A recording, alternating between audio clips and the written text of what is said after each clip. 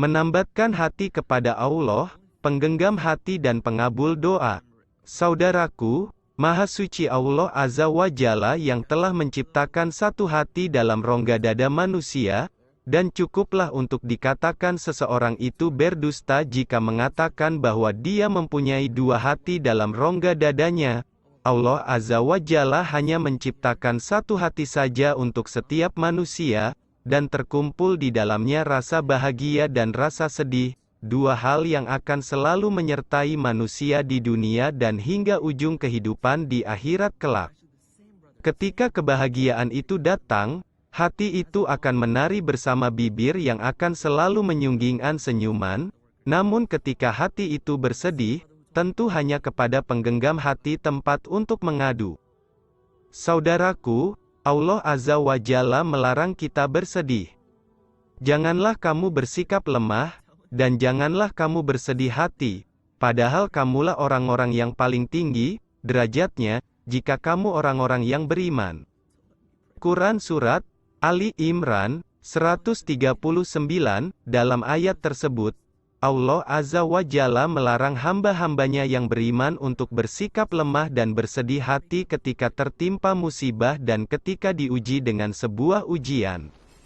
Tidak seharusnya seorang muslim itu bersikap lemah dan bersedih hati, karena mereka adalah orang-orang yang paling tinggi keimanannya dan harapan mereka terhadap balasan dari Allah sangat besar.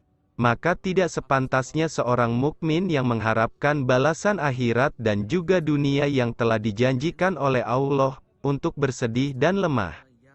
Taisiru Karimir Rahman, saudaraku, bukanlah kita tidak boleh bersedih hati atas sesuatu yang telah digariskannya kepada kita, merasa kecewa dan tersakiti.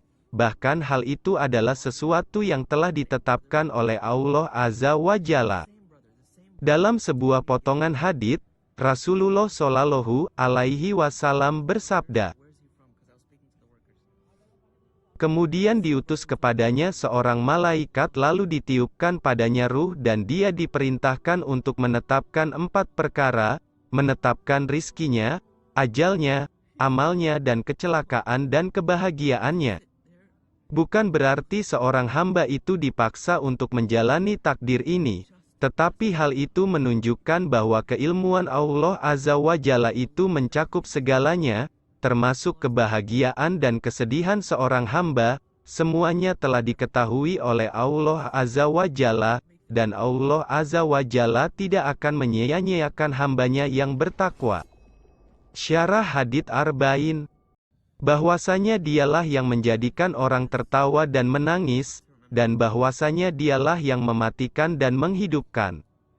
Quran Surat An-Najm 40-44, Syekh Sa'di menjelaskan ayat tersebut dalam tafsir Karimir Rahman, bahwa Allah Azza wa Jalla lah yang menjadikan sebab seseorang itu tertawa dan juga menangis, yaitu kebaikan dan keburukan, kebahagiaan dan kesedihan serta kegalauan dan kesedihan. Dan Allah Azza wa Jalla mempunyai hikmah yang sempurna di dalamnya.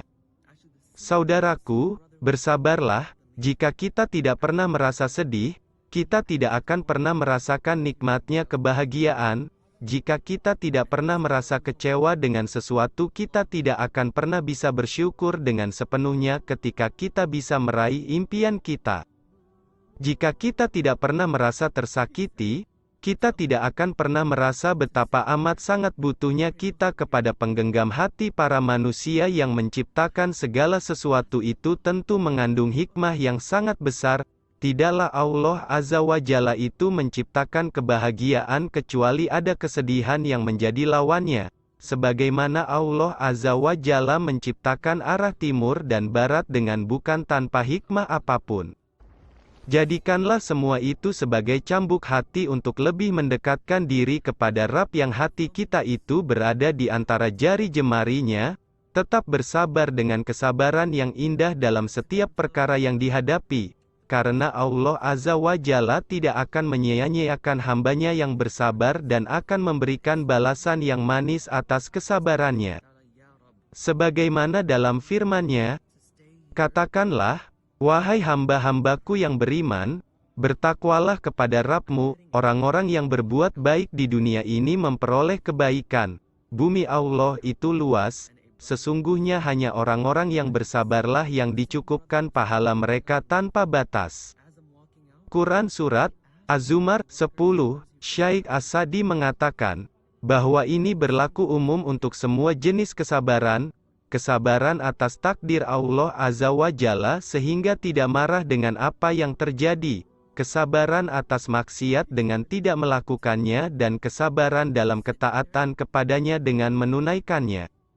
Allah Azza wa Jalla menjanjikan, dan janji Allah Azza wa Jalla itu akan teringati, kepada orang-orang yang sabar dengan balasan yang tiada batas, artinya tidak ada batasan dan ukuran. Hal tersebut dikarenakan keutamaan dan kedudukan sifat sabar di sisi Allah Azza wa Jalla dan hal itu selalu ada dalam setiap perkara.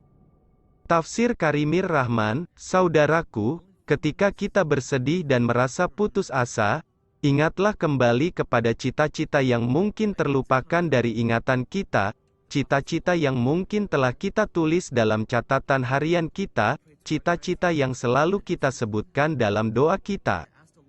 Ketika merasa kenapa Allah Azza wa Jalla tidak mengabulkan doa yang telah kita panjatkan, ingatlah mungkin Allah Azza wa Jalla telah mengabulkan doa kita yang lain yang telah lebih dulu kita panjatkan, karena Dia adalah Maha Pengabul doa.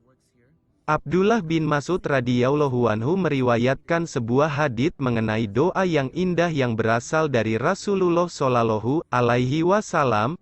Beliau bersabda, tidaklah seorang hamba tertimpa kesedihan dan kegundahan kemudian berdoa, "Ya Allah, sesungguhnya aku adalah hamba-Mu, anak hamba laki-lakimu, dan anak hamba perempuanmu. Ubun-ubunku berada di tangan-Mu, hukum-Mu berlaku pada diriku, ketetapan-Mu adil atas diriku, aku memohon kepadamu dengan segala nama yang menjadi milik-Mu, yang Engkau namakan diri-Mu dengannya, atau Engkau turunkan dalam kitab-Mu, atau yang Engkau ajarkan kepada seorang dari makhluk-Mu, atau yang Engkau rahasiakan dalam ilmu gaib yang ada di sisi-Mu, agar Engkau jadikan Al-Quran sebagai penyejuk hatiku, cahaya bagi dadaku dan pelipur kesedihanku serta pelenyap bagi kegelisahanku. Maka Allah akan hilangkan kegundahan dan kesedihannya serta menggantikannya dengan kebahagiaan." Hari Ahmad I, 391 dan disahihkan oleh Syaikh Al-Albani. Dalam doa di atas, disebutkan, agar Engkau jadikan Al-Quran sebagai musim semi, penyejuk hatiku, cahaya bagi dadaku dan pelipur kesedihanku serta pelenyap bagi kegelisahanku. Maksudnya adalah agar Allah Azza wa Jalla menjadikan Al-Quran itu kebahagiaan dalam hati dan menjadikannya musim semi baginya.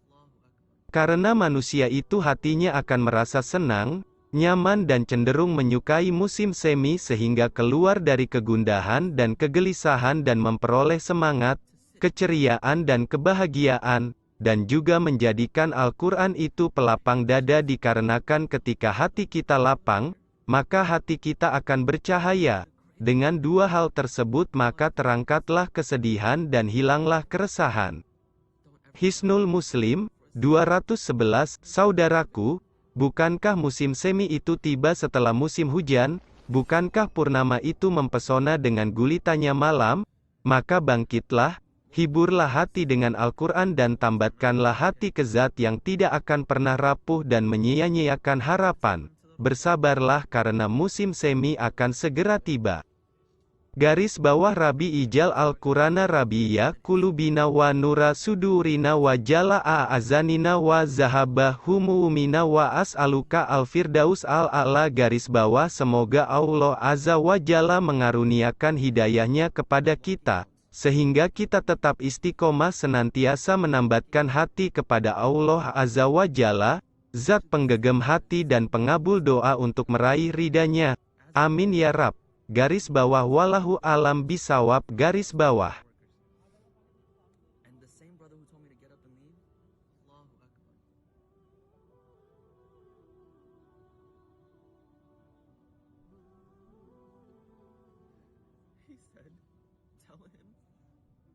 sit there and pray Maghrib here.